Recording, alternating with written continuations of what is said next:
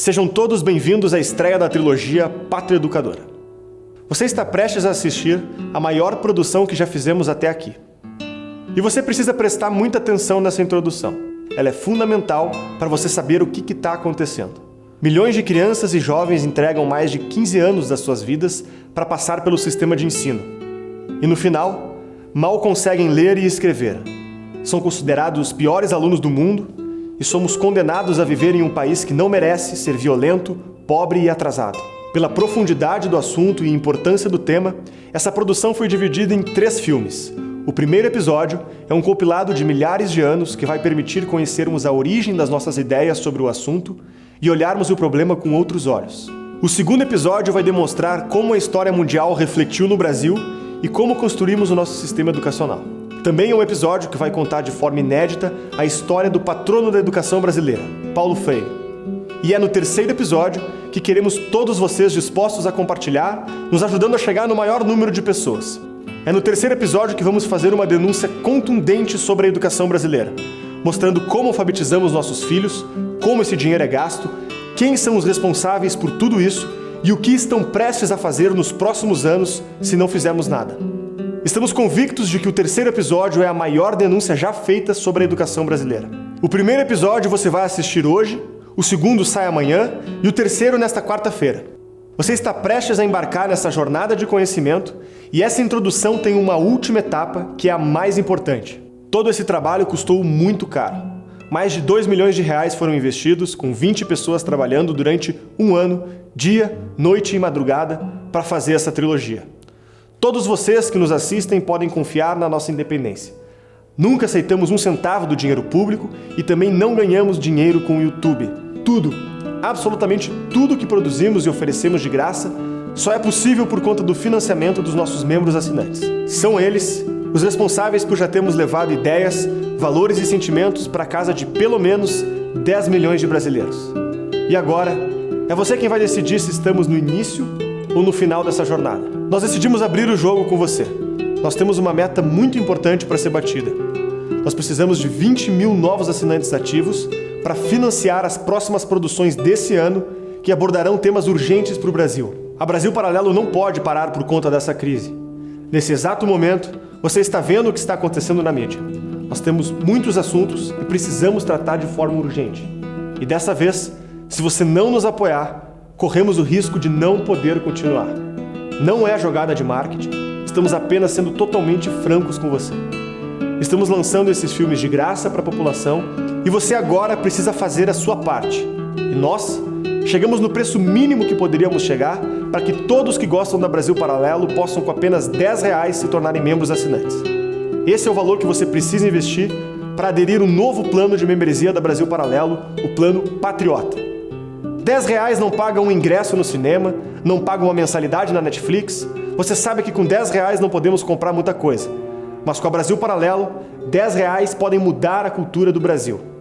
Nós arriscamos todo o dinheiro que tínhamos para colocarmos o filme de graça, mesmo diante das conjunturas atuais. E por quê? Porque confiamos que você vai tomar a decisão de virar membro e financiar a Brasil Paralelo. Estamos correndo o risco, mas a confiança é justamente a certeza do que não podemos verificar. E agora, o que pode atrapalhar tudo isso? Quando você nos assiste, tem os R$10, mas acha que essa conversa não é com você. Quando você está aqui ouvindo tudo isso e não assume a sua parte, o seu comprometimento. Pedimos, por favor, não seja o elo quebrado dessa corrente. Sua assinatura não é uma doação. Ela também concede acesso à versão completa da trilogia Pátria Educadora, com 40 minutos adicionais de duração, que acompanham um guia de estudos completo com as principais teses do documentário, um mapa mental e a lista bibliográfica. Fornece acesso ao nosso grupo de membros no Facebook e no Telegram e também permite que você participe de encontros presenciais espalhados por todo o Brasil. Além disso, todo mês você receberá um conteúdo inédito na sua conta. Eu garanto, você nunca pôde fazer tanto com R$10. E se chegamos nesse preço, é para que ninguém fique de fora. Caso não goste do conteúdo que você assinou ou mude de ideia por qualquer motivo que seja, tem 7 dias para solicitar o seu reembolso, sem precisar de nenhuma justificativa. É a sua decisão que vai permitir que a gente exista e continue trabalhando pelo futuro da cultura brasileira. Precisamos provar que é possível. Antes de começar o filme, Pause agora o vídeo, clique aqui embaixo no link da descrição, conheça todos os planos da Brasil Paralelo e torne-se membro com apenas R$10. Muito obrigado por sua atenção e por honrar a nossa confiança. Fique com o primeiro episódio da trilogia Pátria Educadora e até breve.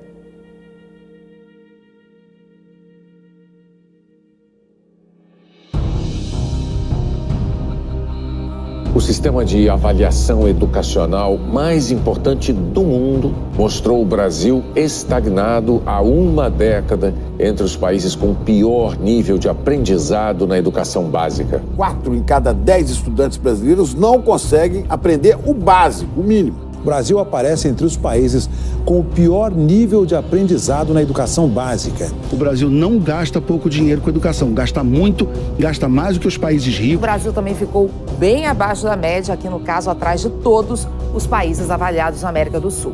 A mãe de um aluno da rede estadual de ensino denunciou uma doutrinação política ocorrida dentro da escola. Estudantes de universidades públicas de vários estados do Brasil denunciam perseguição ideológica.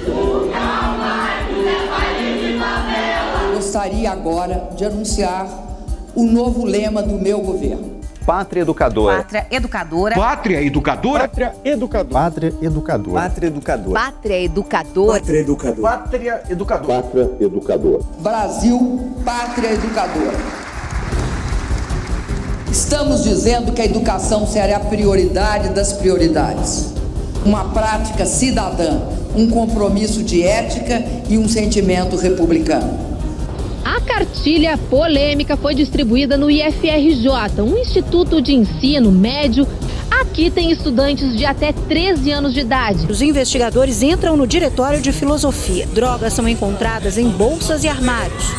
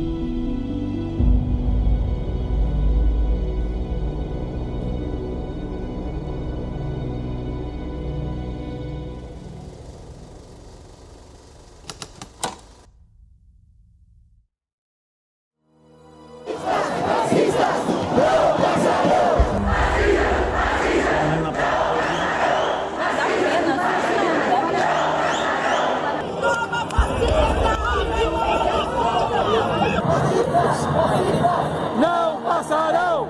Fascistas! Fascistas! Não passarão! Fascista! Fascista!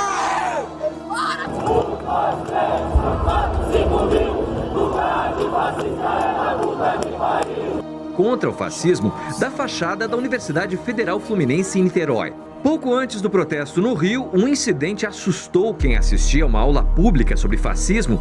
Estamos nas ruas hoje para dizer que nós somos contra o fascismo. Where fascism is showing its claws. É preciso dizer o nome do fascismo! É preciso ver a cara do fascismo! Na verdade, os fascistas agora têm ganhado muita força pela consequência da falta de investimento na nossa educação. Quem não pula é fascista! Quem não pula é fascista! Estudantes, funcionários e professores da Universidade Federal do Rio Grande do Sul realizaram um grande ato no centro de Porto Alegre contra o fascismo em defesa da democracia. Professores da universidade unidos para combater o fascismo no Brasil. Fascistas, comunistas, não passarão! Fascistas, comunistas, não passarão!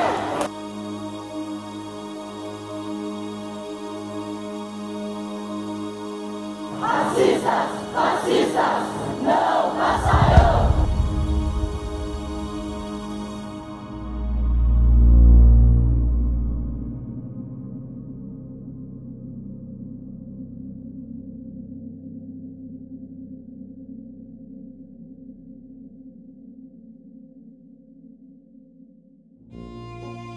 Os eventos narrados em um livro de história são sempre descritos através dos personagens, dos lugares e do tempo.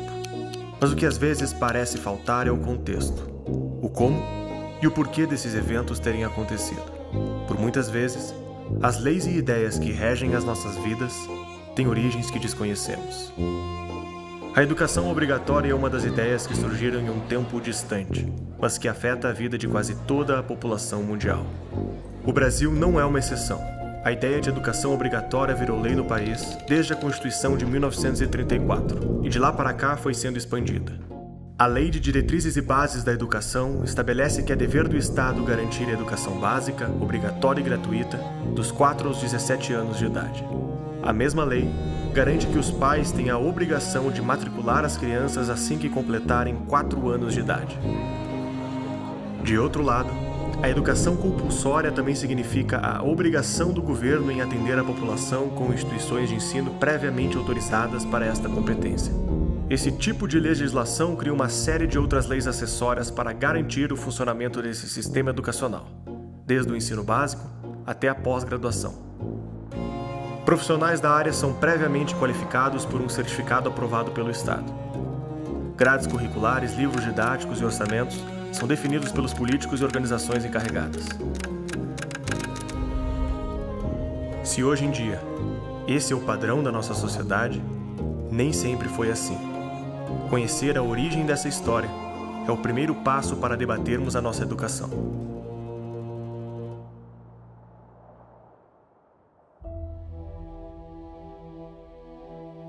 Desde o início dos tempos, o homem se sente angustiado com as perguntas que parecem fundamentais para definir o significado da sua vida e dos seus objetivos. O que somos e onde estamos? A vontade de descobrir o mundo dá origem à palavra educação. Nascida na expressão latina ex dulcere, a palavra designa a jornada da nossa vida interior para a descoberta da realidade que nos cerca. Não há civilização conhecida que tenha deixado de tentar se educar, utilizando o conhecimento como motor de sua história, de seus sonhos, costumes e objetivos. Educar-se é a capacidade de herdar o conhecimento da humanidade e tentar levá-lo adiante. É uma complexa corrente onde, em cada elo, ajudamos a construir a visão de mundo que temos e a forma que entendemos a nossa própria vida.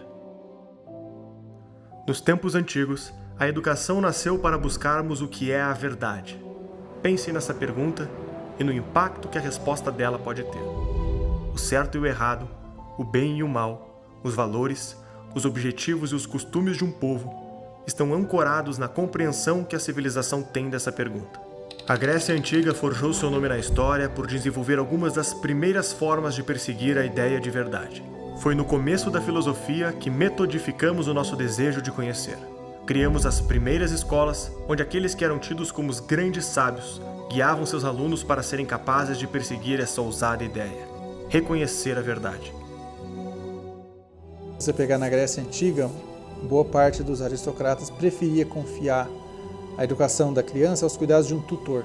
É onde havia justamente um tutor que você reconhecia como uma pessoa sábia, ou como uma pessoa que tinha conhecimentos especiais. Então você vê o exemplo de Alexandre Magno, né? Seu pai podia colocar ele numa escola e podia contratar alguém. Ele preferiu escolher o Aristóteles para ser o tutor. E provou ser muito acertada essa escolha. A filosofia, os pré-socráticos chamados, né, eles estavam muito apoiados pois em mitos, havia uma coisa muito mais supersticiosa, então havia um certo desprezo pela realidade e pela racionalidade. Então, de fato, chegam os grandes Sócrates, Platão, Aristóteles, que percebem que é possível, sim, pela nossa própria natureza, captar a verdade pela observação, que por trás, depois de uma maçã que cai, tem algum causador por isso. Então, através dos princípios da causalidade, o princípio da não contradição e através desses princípios filosóficos, as pessoas começam a construir umas bases em que chegam, com certeza, a um primeiro princípio, a um primeiro movimento. É aí que começa a ciência. A ciência é a busca da verdade pelas causas. Eu não falei para vocês que a atividade contemplativa é o ápice da humanidade? O que é atividade contemplativa? É atividade racional, é atividade de olhar para as coisas e desvendar as causas nas coisas, de buscar a teoria. Teoria em grego é visão, é buscar ver aquilo que está por trás das coisas. Por Aristóteles, nós amamos a perfeição e Deus é o exemplo de perfeição, Deus é o exemplo de vida racional plena. Então nós, por amar a Deus, nos dirigimos a Deus e nos aperfeiçoamos, nos aproximando da vida que Ele tem. Essa educação que a gente diz assim, não, eu tenho que estudar porque eu quero ser médico, advogado, administrador, psiquiatra, psicólogo, não sei o quê. Não, isso aí já é uma coisa bastante nova, né?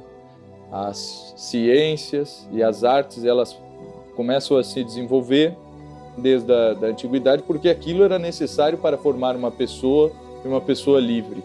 E essa visão de liberdade é a função principal da educação desde a Grécia Antiga. Não só a liberdade, primeiro a liberdade interior, a liberdade civil, a liberdade social, a liberdade da própria família, da minha cidade e por aí afora. O uso da razão para descobrir o mundo foi a herança da Grécia Antiga para as nossas vidas. Do outro lado do mapa, uma civilização perseguiu objetivos semelhantes de outra forma. No lugar onde hoje abriga Israel, foi inaugurada uma diferente interpretação de como investigar a verdade que nos acompanha até os dias de hoje. Foi com o profeta Abraão que a primeira civilização com a crença em um único Deus foi construída. A verdade chegava ao povo através do profeta, que a recebia direto de Deus e desfrutava da confiança de seu povo para comunicá-la. As escrituras sagradas e os testemunhos envolvendo o profeta eram a verdade que deveria ser investigada e interpretada para ser posta em prática. Esse era o fundamento da civilização que pautou o início do judaísmo, do cristianismo e do islamismo. Ao longo do tempo, os métodos filosóficos da razão e os povos religiosos foram se encontrando, até se unificarem no alto da Idade Média, quando as obras gregas foram traduzidas e os métodos tidos como pagãos foram se reincorporando nas formas de estudo dos mosteiros e escolas da época. Quando é que vai surgir o diálogo direto? Quando os padres tiveram que dialogar com as comunidades e responder a perguntas delas. E aí isso foi sendo integrado. Aristóteles era visto como uma espécie de materialista impossível de entrosar com a revelação cristã. Até que vai chegar Boécio, que vai mostrar que Aristóteles é plenamente adaptável. Só que o cara, ele mostrou em alguns elementos do discurso também. Aí com São Tomás de Aquino, meu amigo, aí o Aristóteles passa a virar puseram uma batina no cara, né? Ele virou o padrão da parte racional da igreja. Então você tem uma visão mais de pensamento teórico e especulativo dos gregos e tem uma visão mais pragmática, administrativa e jurídica dos romanos. A união dessas duas coisas com o cristianismo é o Ocidente. Deu para entender?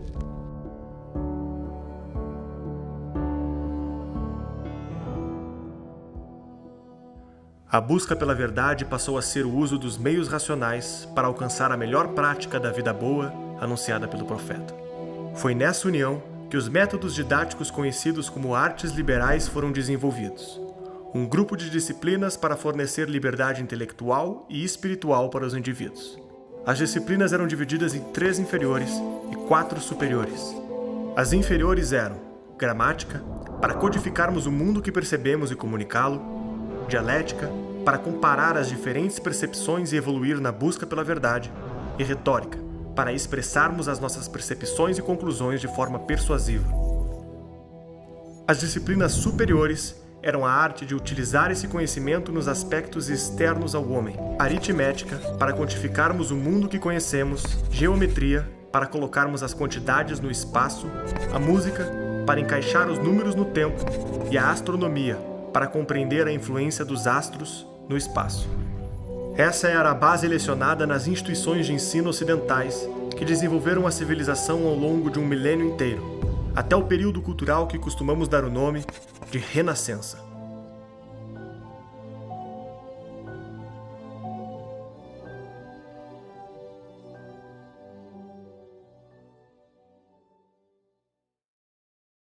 Essa base de ensino foi utilizada ao longo de toda a Idade Média. As instituições educacionais eram majoritariamente guiadas pela Igreja, diferente do ensino para o trabalho, que era guiado por mestres artesãos que ensinavam seus discípulos as técnicas de produção. Até aqui a educação não era universalizada e muito da vida de estudos era entendido como desnecessário para a maioria dos homens. É com Martinho Lutero que essa ideia mudaria para sempre. Pregadas na porta do castelo de Wittenberg, as 95 teses propostas por Martinho Lutero desafiavam a Igreja Católica Romana. Suas teses propunham uma discussão acadêmica sobre a autoridade do Papa e a venda de indulgências por membros da Igreja. Os Estados-nação que conhecemos hoje ainda não existiam, e a Europa era formada por centenas de pequenos reinos, ducados, principados e condados. E estes faziam parte de impérios maiores que se aglomeravam no guarda-chuva cultural da Igreja Católica Romana.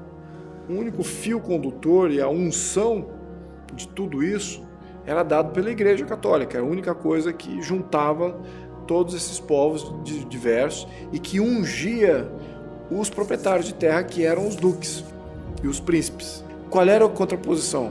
Você, como família reinante, você fazia um dote também para a igreja.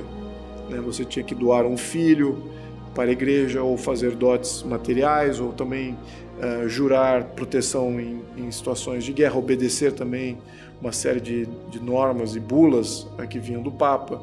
Então você tinha uma troca ali. Caso contrário, ele estabelecia que, muito bem, olha, você resolveu se revoltar contra a igreja, você não está ungido pela igreja de ser o duque da sua região. Outros duques são legítimos de conclamar o seu território. Então defenda-se se você puder. Para disseminar suas ideias, Lutero traduz a Bíblia para o alemão falado pelo povo e se utiliza de um invento recente que estava mudando a história, a prensa de Gutenberg. Considerado o invento mais importante do segundo milênio, a prensa permitia a impressão de livros que antes só podiam ser copiados à mão. A Bíblia de Lutero agora circulava pela Europa na língua do povo, e não mais no latim falado apenas pelo clero. A Reforma Protestante havia começado. A nova doutrina pregava que a instituição católica não possuía poderes espirituais e defendia que a revelação da verdade não deveria mais passar pela Igreja Católica, mas ser entregue diretamente das Escrituras para todos os fiéis. A revolta protestante oferecia uma oportunidade para os reis e governantes quebrar a autoridade da Igreja Católica e aumentar o poder dos estados locais. Lutero, em nenhum momento, quis fazer uma religião universal e sequer uma religião, vamos chamar assim, nacional. O que Lutero buscou foi uma reforma dentro da Igreja, indo de encontro com a própria tradição romana. A reforma iniciada por Lutero tornou acessível a leitura da Bíblia, e dispensão da autoridade da Igreja permitiu que as pessoas tivessem sua própria interpretação, abrindo precedentes para que diversas ramificações do cristianismo surgissem nos anos seguintes.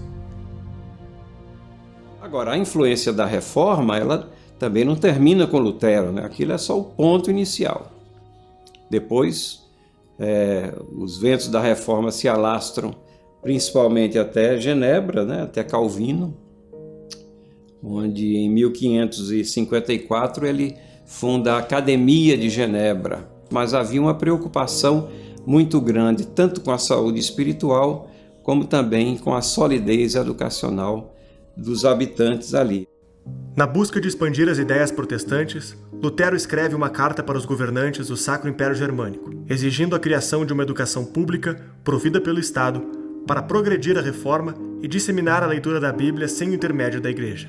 E é interessante que nessa carta ele diz assim, que eles estavam muito preocupados em fazer investimento em pontes, em estradas, em mosquetes, e eles deveriam empregar a maior parte desses valores não somente na educação de crianças, mas no incentivo a professores. Então nós vemos a preocupação de Lutero com ambas as pontas. Traduzido, isso quer dizer que ele tinha um interesse enorme na universalização do ensino. Como resultado das suas súplicas, no ano de 1524, o Estado germânico de Gotha funda a primeira escola pública moderna. E Lutero funda o Plano Escolar da Saxônia, que mais tarde tornou-se a inspiração do sistema de educação estatal para a maioria dos estados luteranos. O ensino compulsório logo se estendeu à França, Holanda e Nova Inglaterra. As escolas eram vistas como poderosas armas de guerra cultural para o enfrentamento político-religioso das diferentes ramificações do cristianismo. O poder espiritual sofria uma transição de autoridade, da Igreja para os governantes e líderes de diferentes revoltas, entendidos como autoridades ordenadas por Deus contra o Papa e o Imperador.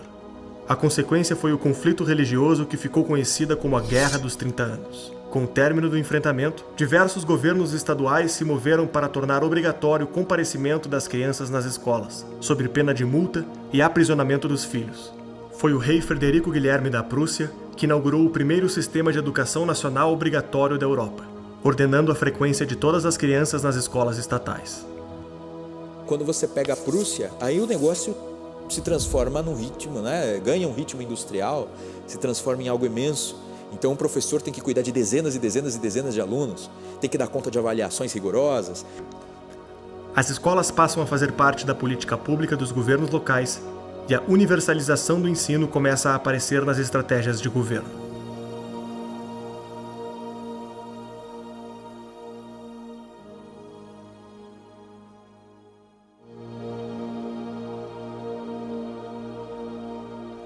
As escolas começavam a ser submetidas aos governos locais, mas os objetivos e métodos continuavam semelhantes aos anteriores. A vida intelectual buscava a verdade, e essa verdade eram as Escrituras Sagradas. É apenas no século XVI que esse cenário começa a mudar. As descobertas de Newton, Copérnico e Galileu costumam ser apontadas como a linha que divide a Idade Média da modernidade. Os três astrônomos descobriram leis gerais da física, demonstrando o funcionamento da gravidade e do heliocentrismo. O universo proposto pelo filósofo grego Aristóteles, onde tudo era ordenado e cada coisa tinha o seu lugar, também foi posto em xeque. Esses debates tiveram um profundo impacto na educação daquele tempo, fazendo o homem sentir-se protagonista de uma trama que buscava decodificar o mundo e a vida. A época ganhou o nome de humanismo, pela diminuição gradual do foco em Deus e pelo uso do próprio homem como medida dessa investigação. Se o universo não era ordenado e as pessoas não tinham o seu lugar pré-determinado, qual poderia ser o nosso lugar na vida? Se havia leis da física capazes de descrever o mundo, quais poderiam ser as leis dos homens e da sociedade? Essa pergunta norteava o espírito investigativo daquela época, que ia ficando cada vez mais sério e provocativo, até questionar o papel dos reis, dos padres, da religião e da sociedade. O apogeu foi em 1789, quando esses questionamentos fundaram o Iluminismo francês e culminaram na Revolução Francesa. O principal líder intelectual do período foi Jean-Jacques Rousseau, filósofo que questionava os costumes da nova classe de comerciantes em ascensão na França, chamada de burguesia. Para Rousseau, a educação clássica nos fez desenvolvermos um discurso moralizante e artificial, infinitamente mais exigente do que a moral que conseguimos de fato praticar no dia a dia. Como resultado, era criado um estado de cinismo e falsidade social, onde todos fingiam ter uma conduta moral que não tinham e ainda a cobravam dos outros. Isso o leva a crer que vivemos em uma sociedade falsa, moralista e apodrecida por discursos artificiais que pouco têm a ver com a vida humana. Tudo isso era perpetuado pela escola, onde os professores incutiam nas crianças padrões morais que a própria sociedade adulta não seguia, obrigando-as a serem falsas para se adequarem ao mundo.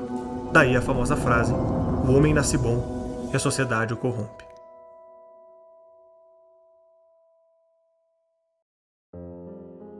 Em 1750, Rousseau é convidado a fazer um discurso sobre as suas ideias na Academia de Dijon.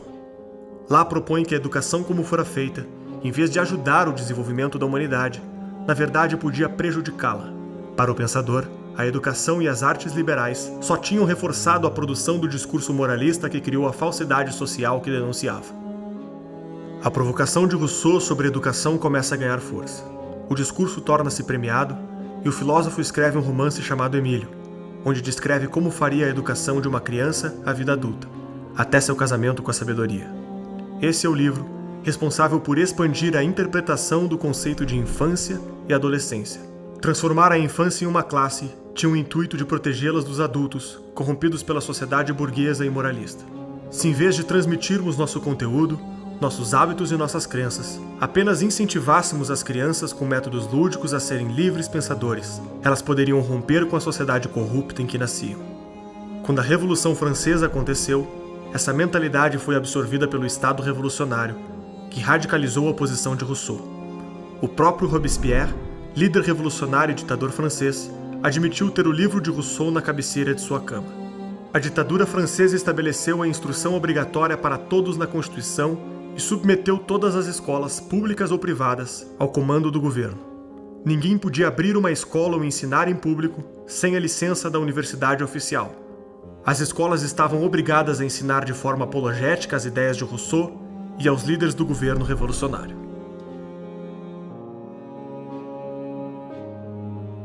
Mas, obviamente, a gente viu depois pela própria história que as ideias acabam se tornando um tiro no pé, como foi, né? A Revolução acabou mostrando que ali não havia muita liberdade, igualdade e fraternidade, justamente o contrário, né? A Revolução Francesa, ela é uma espécie assim de abuso da liberdade. Ela não é um marco na história de que o conhecimento ou a racionalidade aflora ao ponto em procurar os interesses maiores da humanidade. Mas é uma tentativa assim meio descabida de quebrar contra tudo que foi construído previamente. E o legado intelectual deixado pela Revolução Francesa, ela leva também a uma visão equivocada do que é governo, autoritarismo e tudo mais. Então, muitos bebem na Revolução Francesa como se fosse um poço de lucidez, quando na realidade ela representa uma cisterna de obscuridade. Entre em nosso site e saiba como ter acesso às entrevistas e cursos exclusivos. A partir de R$10 você já pode se tornar um membro da Brasil Paralelo. Contamos com você.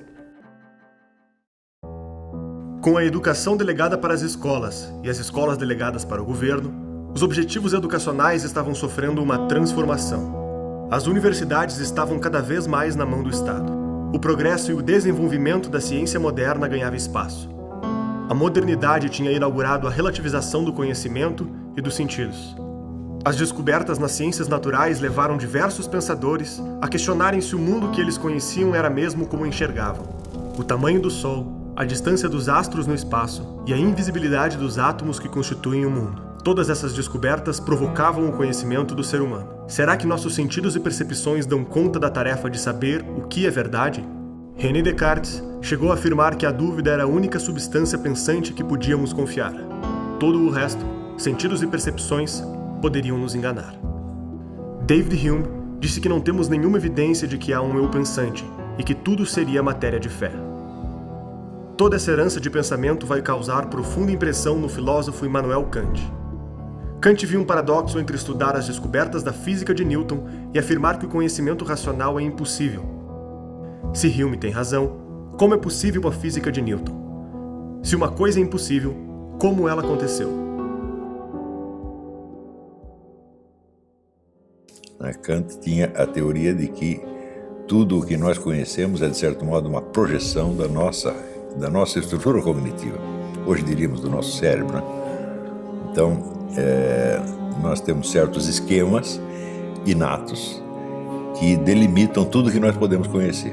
Então, como, segundo ele, nós só podemos conhecer aquilo que é comproporcional à nossa estrutura de conhecimento, então nós não conhecemos as coisas em si mesmas, mas apenas os aspectos mais aparentes que elas nos revelam e que são comproporcionais ao nosso esquema, à nossa esquemática cognitiva, por assim dizer. Tá certo? Então, tudo o que nós podemos ter certeza é que nós estamos percebendo a mesma coisa que outros estão percebendo, mas nós não sabemos se todos juntos estamos enganados. Então é o fenômeno, é o fato que ele chamava da coisa em si. Nós não conhecemos a coisa em si, mas conhecemos apenas a sua aparência fenomênica. Isso significa que só existe certeza sob o aspecto de um consenso científico. Você não tem mais a certeza objetiva de que as coisas são assim ou são assadas, né? E daí surge a escola que se chama positivismo e que tem várias versões. O positivismo não é uma escola de pensamento, é 20 escolas, mas todas mais ou menos inspiradas nessa ideia. Esse pensamento vai gradativamente penetrando a mentalidade moderna, com o crescimento do relativismo e a diminuição gradual da crença em verdades absolutas. Os homens e a descoberta da realidade estavam separados por uma nova classe. A opinião da maioria dos cientistas seria a opinião da ciência e, portanto, a verdade científica que deveria ser aceita por todos. Então é evidente que a classe científica e tecnológica se torna, vamos dizer, uma espécie de um novo clero, né? Que é a detentora absoluta dos critérios de verdade e erro. De outro lado, o reitor da Universidade da Prússia, Friedrich Hegel, apresenta uma outra filosofia. O Hegel, ele diz, a primeira condição da investigação filosófica é a fé no poder cognitivo do espírito humano. Quer dizer, nós afirmamos a nossa capacidade de conhecer o real. Então é uma atitude corajosa dele, sem dúvida, né? Mas, com base nisso, ele acreditou que ele poderia conhecer, num só relance, num só golpe de vista, o movimento inteiro da história humana. Já é um exagero, evidentemente, né? É a Ganzheit, né? O conceito de totalidade. Cada um é esse pequeno tijolinho dentro desse grande sistema. E essa união dos tijolinhos que faz esse grande muro, que é a totalidade. O Estado é o único ente que consegue responder o porquê do ser humano e para que ele existe. E a sua dialética é aplicada à história, quer dizer, tudo é uma tese com uma antítese que vai virar uma síntese. Hegel acredita, sobretudo, que essa síntese suprema é essa formação do Estado moderno. O Estado moderno alemão é o grande ápice, é a apoteose da sua filosofia. Esse Estado moderno vai ser responsável pela universalização do ensino. Enquanto um lado defende não ter o conhecimento de nada, a não ser das aparências, o outro lado acredita já ter o conhecimento de tudo, sabendo onde a história vai terminar. Entre a tradição de Kant e Hegel, ficamos entre duas formas de conhecer o mundo. De um lado, delegamos a verdade para as mãos da classe científica e aceitamos a sua suposta maioria, e de outro, aceitamos que estamos vivendo rumo ao fim da história.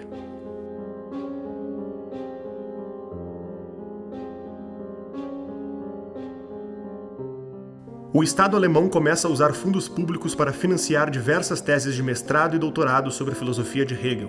Ao se consolidar como a maior referência intelectual do seu tempo, atrai críticos e adeptos das suas ideias. Um deles ficou conhecido como o fundador da teoria comunista, Karl Marx. A ascensão econômica da França não era uma exceção.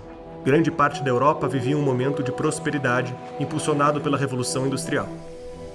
Os métodos de produção envolvendo vapor e carvão criaram as fábricas, que puxavam trabalhadores do campo para pequenas cidades construídas no entorno. Durante grande parte da nossa história, 80% do povo dependia do trabalho na agricultura para viver. Em 1850, esse número caiu para 25%. Agora as pessoas tinham que sair de suas casas para ir trabalhar no interior das fábricas. A necessidade de deixar os filhos em algum lugar enquanto trabalhavam ficava cada vez maior. E o recém-formado mercado começava a exigir qualificação. Se de um lado os governantes já tinham compreendido a importância das escolas para o Estado, essa era a peça que faltava. O governo queria levar seus filhos para a sala de aula e os pais queriam entregá-los. Marx já viu o que é Revolução Industrial. É um pensador ultra-urbano, ao contrário dos românticos. Ele só enxerga as grandes cidades, as fábricas crescendo, a pobreza ali no Vale do Ruhr, o carvão, a degradação ambiental, assim por diante, as mulheres que têm que ir para a fábrica e colocar seus filhos para trabalharem, assim por diante. E ele só enxerga a matéria, ele é um materialista de fato. A ênfase do Hegel era na dialética interna das ideias que se sucedem. E Karl Marx disse: a coisa não é bem isso, o que existe são modos de produção que se sucedem, portanto, estruturas sociais que se sucedem. É isso. Tem a comunidade primitiva, depois tem o escravismo, depois tem o feudalismo, depois tem o capitalismo, depois tem o socialismo. E o socialismo fecha, né, fecha o percurso. E ele vai dizer, o capitalismo é um desenvolvimento do feudalismo. Entre o feudalismo e o capitalismo, Marx prefere o capitalismo. Só que ele acha que essas relações de poder do capitalismo, mais-valia, luta de classes, assim por diante, alienação, assim que a massa deixar de ser alienada pela ideologia capitalista, ela automaticamente, naturalmente, inevitavelmente criará a revolução que vai acabar matando os patrões. R$10 não paga um ingresso no cinema, R$10 não paga uma mensalidade do Netflix. Mas na Brasil Paralelo, com R$10 você pode mudar a cultura do Brasil. Contamos com você. O século XX entrou para a história como um período de guerra entre grandes ideologias. As principais ideias do período são produtos da Revolução Francesa, gestadas dentro do lema liberdade, igualdade e fraternidade. A liberdade foi representada pelo liberalismo moderno, responsável por novos direitos civis e políticos em favorecimento do mercado ascendente. A igualdade teve seu fruto no socialismo, que ambicionava estender a revolução ao campo econômico, exterminando a diferença entre as classes oprimidas e opressoras. E a fraternidade transformou-se no fascismo, o sonho de um novo elo social que unificasse o território, a língua e o povo numa identidade nacional regida pelo Estado. Essas 3 ideologias enxergaram o aparato estatal das escolas como veículo de seu fortalecimento. O liberalismo cria mão de obra e desenvolvimento. O socialismo, a desalienação das massas e o engajamento no movimento revolucionário. E o fascismo, fortalecer a unidade nacional por meio da subordinação aos grandes líderes. Em primeiro lugar, a gente precisa distinguir o que é o fascismo enquanto regime político, enquanto prática política, do que é o fascismo enquanto discurso ideológico. Se você pegar assim, o discurso ideológico fascista, o grande livro sobre o discurso ideológico fascista é o do historiador israelense Zeev Sternhell. Ele escreveu um livro sobre o fascismo francês, o livro chama-se Nem Direita Nem Esquerda, o fascismo francês.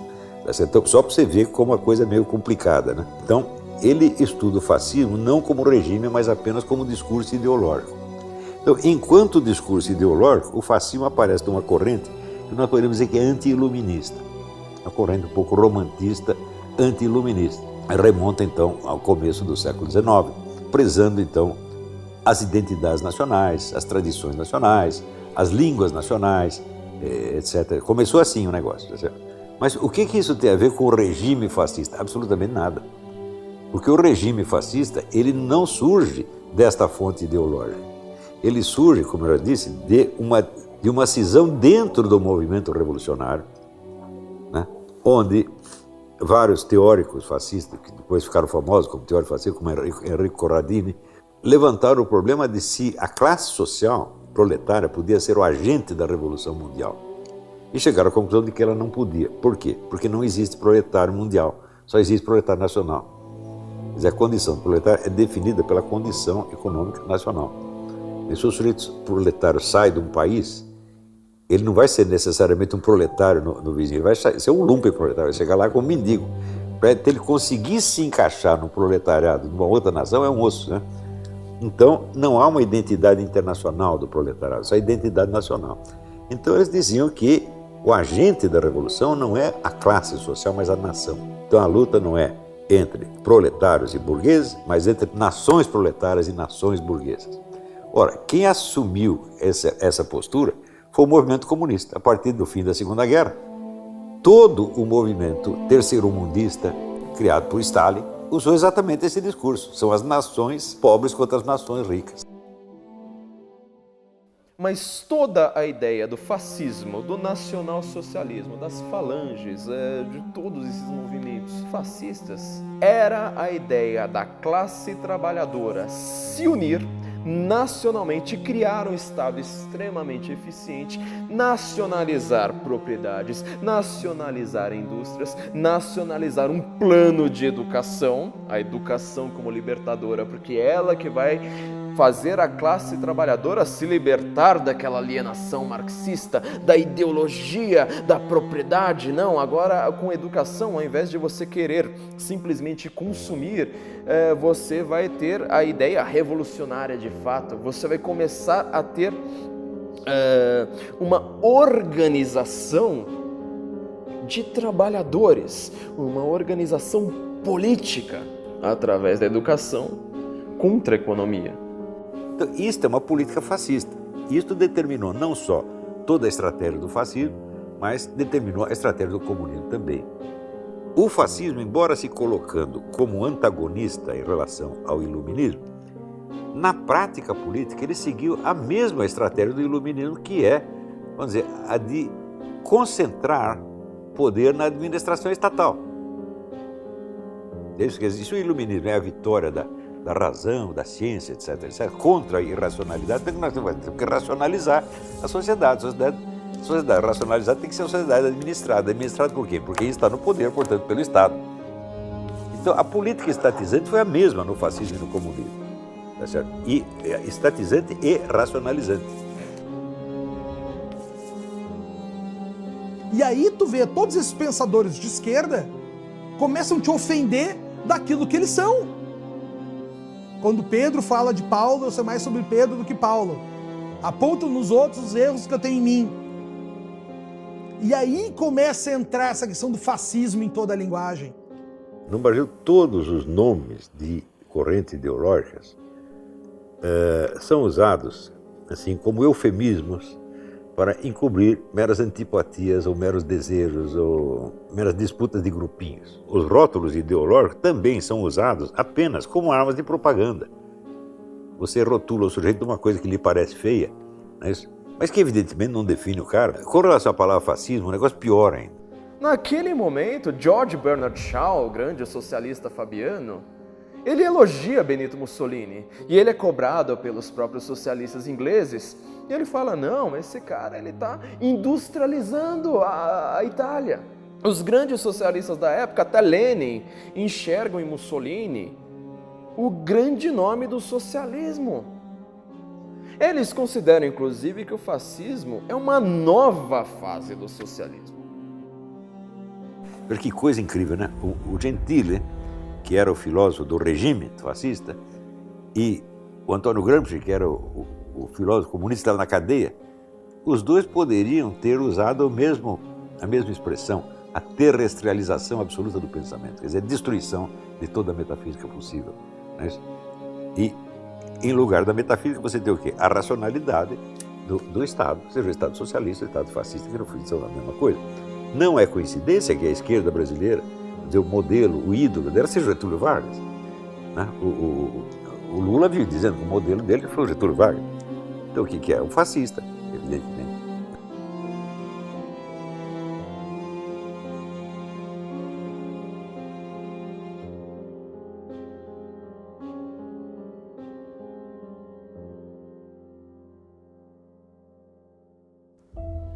Cinco 5.000 anos fazendo a mesma pergunta. Quem somos e o que devemos fazer? Encontrar essa resposta sempre foi o nosso objetivo. Ao longo dos anos, as coisas mudaram e a pergunta foi sendo abafada. Silêncio após silêncio, o papel da educação foi reduzido ao do ensino, até nos tornarmos parte de uma vida que desconhecemos. Responsável por encaixar todos em uma grande engrenagem, a pátria educadora é a herança do século XX. O Brasil não foi exceção. Nos restou importar ideias que em breve entrariam em disputa.